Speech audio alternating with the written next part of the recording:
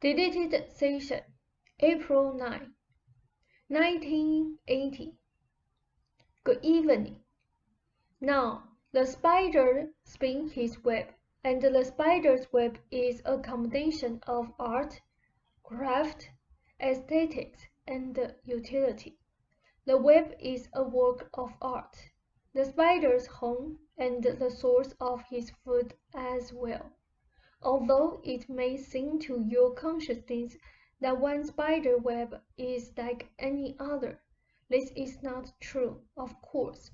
In the world of spiders, all creatures of whatever degree have their own appreciation of aesthetics. They possess the capacity to enjoy aesthetic behavior. Many such creatures merge their arts so perfectly into their lives that it is impossible to separate the two. The bee's nest, for example, the beaver's dam, and there are endless other examples. This is not blind instinctive behavior at all, but the result of well-ordered spontaneous artistry. It is foolish to say that the spider's web is less a work of art, because the web can be formed in no other way by a spider, since for one thing the differences in the individual webs are not obvious to you, only to the spiders. The variations are indeed so artistically contrived, and so minutely constructed, as to escape your perception. I will have more to say in that regard, and also about your question concerning the gall. But for now, I want to make certain specific connections. Art is not a specifically human endeavor, though men like to believe that this is so, and no scientist is going to grant a spider or a bee any sense of aesthetic appreciation, certainly. So what you have is art in its human manifestations, and art is above all a natural characteristic. I try to straddle your definitions, but flowers, for example, in a fashion, see themselves as their own artistic creations. They have an aesthetic appreciation of their own colors, a different kind, of course, than your perception of color, but nature seeks to outdo itself in terms that are most basically artistic, even while those terms may also include quite utilitarian purposes. The natural man, then, is a natural artist. Children draw, play with images, with language, with the sounds of their voices, creatively and artistically. The natural man, the natural person, knows that art provides its own sense of creative power. In a fashion, it makes no difference how many other children have drawn circles or triangles with great curious glee, quite astonished at their own power to do so.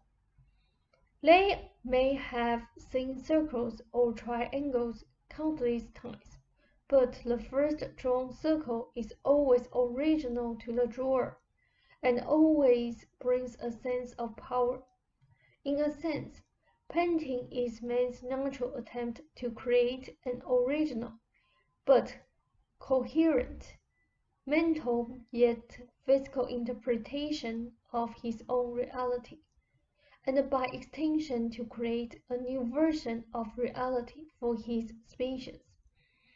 It is as natural for man to paint as for the spider to spin his web.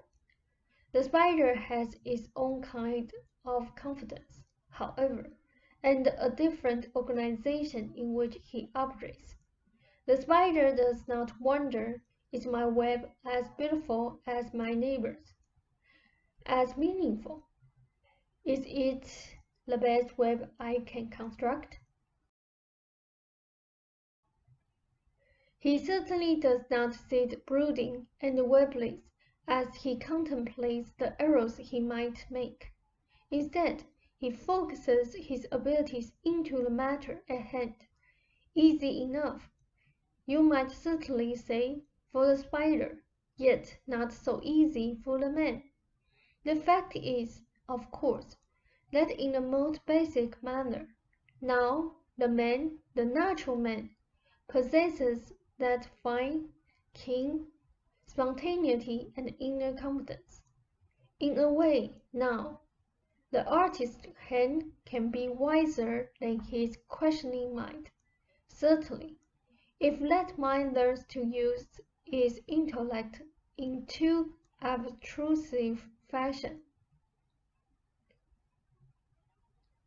We will return to this shortly and skip to a conversation of last evening. If you listened to your own conversations now and then with, if you will forgive me, an objective ear, you could both often cut some of your troubles short, or nip them in the bud. Rob noted to me. They said you were speaking to your guest John with some evidence of dissatisfaction in your voice. Some self-accusation, some irritation, wondering why as a young man you did not make greater breakthroughs in your art. You wondered why at your age you had not come further in your painting, and literally why you did not know what you know now, some 20 or even 30 years ago.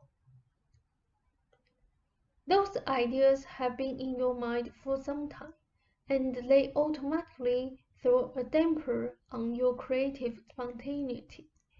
There are all different kinds of artistic development, of course, some more than others directly concerned with the play of life itself upon the artistic capacity. So that, generally speaking, now, there are certain kinds of developments that in your world require the personality's encounter with years of experience. That experience becomes art's sometimes invisible ingredient. Developments of that nature do not come to the young. Other kinds of artistic expression do, of course. Creative persons do have more than most an inner sense of their life's direction, even if they are taught to ignore it. There is someone I know who tells Rupert to trust his abilities. Very good advice. But that someone does not always trust his own abilities. Your artistic abilities know what they are doing. You are not taught to understand creativity, of course. You are not taught how to live with it. If you study mathematics, there is a prescribed course. There are certain specified facts for you to learn. A good mathematician can still be a good mathematician while being quite closed off from many of life's greater values. The artist takes the very qualities of living itself and transforms them into a kind of rarefied aesthetic reality. Each such vision is unique, so there are no real guidebooks, and each artist chooses the ways in which life and art will interrelate, so to speak. The process is natural, and it happens spontaneously when you allow it to. While some art does indeed require a good amount of experience in time, the source of that art is itself timeless. You cannot put specifications upon it, saying, by the age of so and so, my art should be thus and so, for there is not that kind of correlation. When there seems to be, many other factors are also at work. Picasso, for example, had a supreme confidence in his ability. He was also quite content to maintain a child at heart. I am not making value judgments, for each individual has his own purposes, and his unique abilities are so intimately connected with his own characteristics that it makes no sense to make that kind of comparison.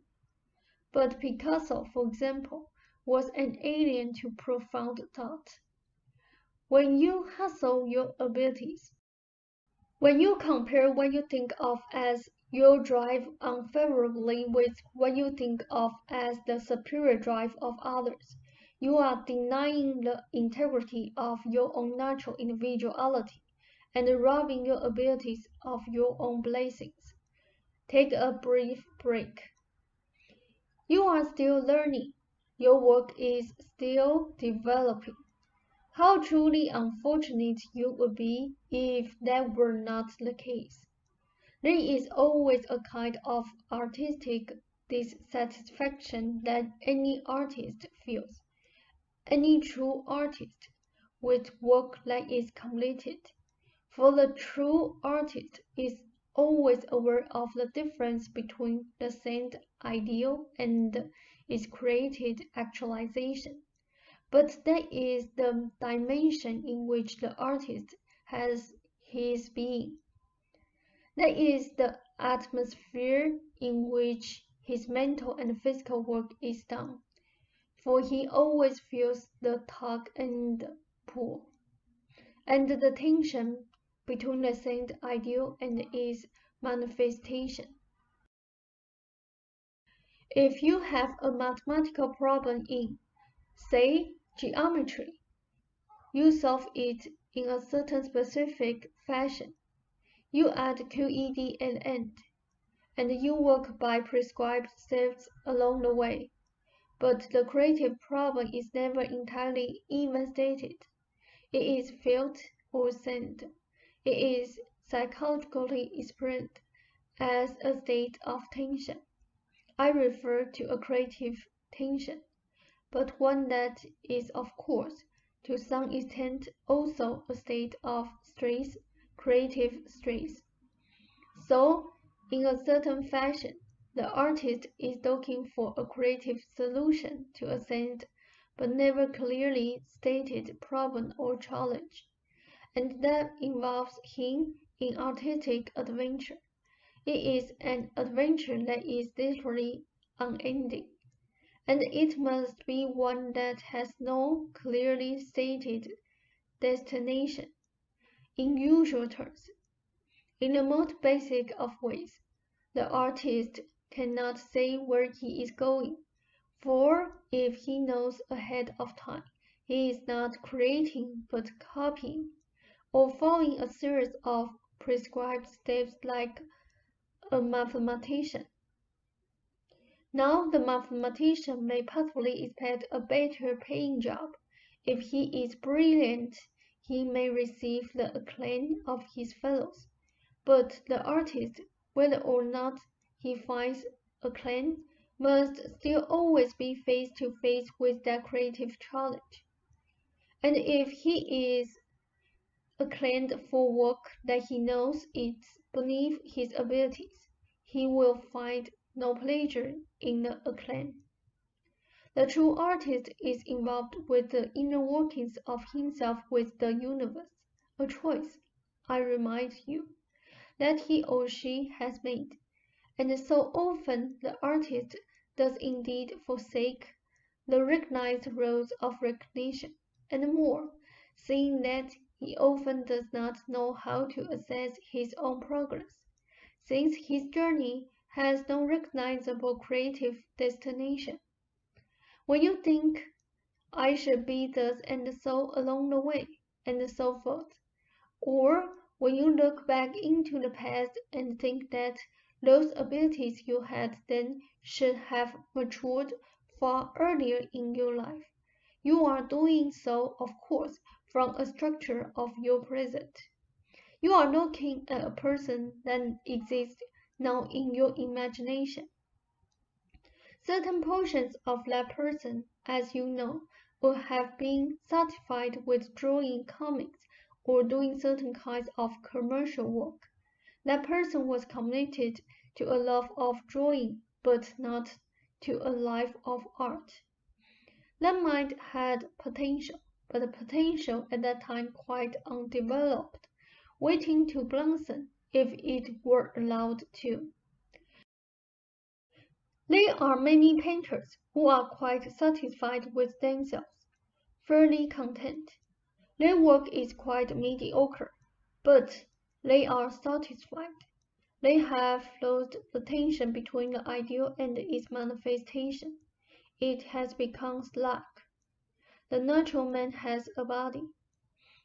When you assail yourself for how you think you have handled or not handled your natural artistic abilities, then you are assailing the natural man. When you assail yourself, you are assailing the natural man. You are disapproving of your natural characteristics, as if an animal took a dislike or dissatisfaction to its own color. You become annoyed by the spontaneous natural tension that is a part of your artistic being, and that tension becomes physically translated in the body.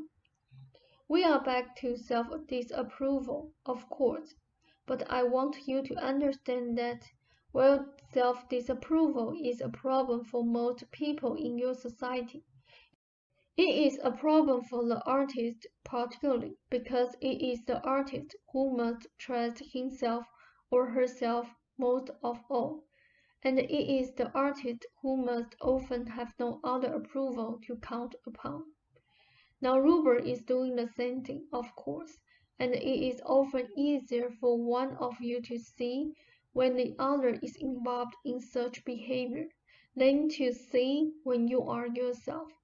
It will be of help, then, if you each reinforce the other's sense of self-approval, particularly in regard to your artistic and psychic abilities. You always fall into more difficulties otherwise. By its nature, art basically is meant to put each artist of whatever kind into harmony with the universe, for the artist draws upon the same creative energy from which birth emerges. When you trust your abilities, you allow them, through their expression, to find their own creative reconciliation, for the creative product is indeed a reconciliation between the sent ideal and the world's actuality. It is very important then that the two of you maintain good emotional contact with each other, and when you are each feeling such dissatisfactions to voice them, they are laid out in the open and can be handled far more easily. Do you have questions? Ross said no. They said, then I bid you a most fond good evening. Ross said, thank you very much. They said, try to remember, and Ruber too, a sense of freedom in your creativity. Have Ruber play with his ideas and with the ideas in my book, and not overstress this idea of responsibility, particularly as far as my books are concerned. The book sessions should indeed be fun, even as children have fun with their creativity. A note: besides your dream images and so forth, which are indeed an excellent idea, you have advantages here that the young man of some 20 or 30 years ago would have envied. He would have been delighted with the screened-in portraits. Perfect, he would have thought, at least one of them, for a summer studio, to have a house with screened-in portraits amid trees. What an advantage! He would have found a way to use them in the summertime. There would have been an interplay then between dream activity and the physical images of a unique nature. Simply a suggestion. Since you have been so concerned at times with that young man's abilities, End of session. Ralph said, "Okay, thank you very much."